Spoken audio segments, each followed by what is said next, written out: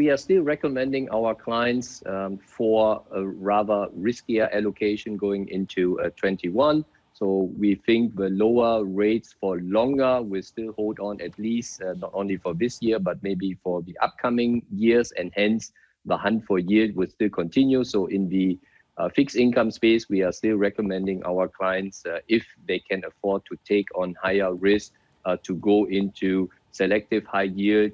But our top call in the fixed income space still remains emerging markets debt here. And within emerging markets, our clear favorite is Asia.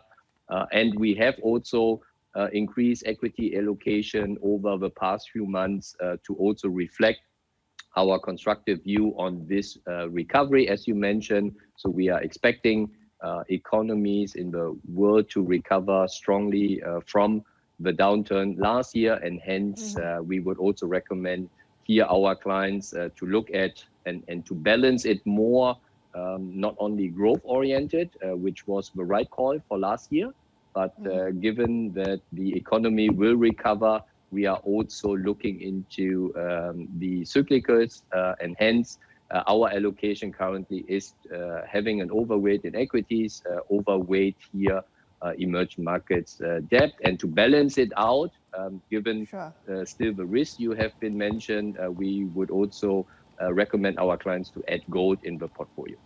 Okay, Tuan, I hear you. I mean, you're overweight on emerging markets, but the World Bank has highlighted a risk.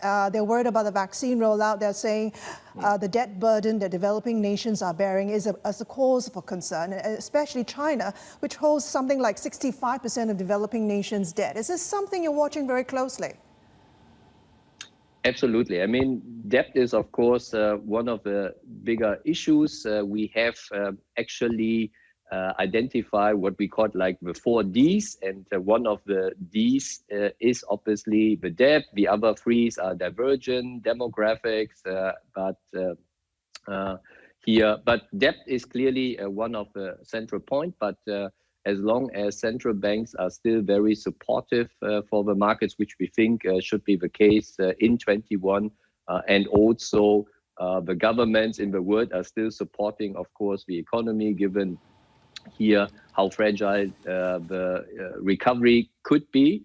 And hence we are also, of course, looking at the Senate race currently you mentioned, because it might then have an impact on some fiscal program of the United States, but everywhere in the world. Obviously debt is rising, but we don't see this as a major concern for 21, at least.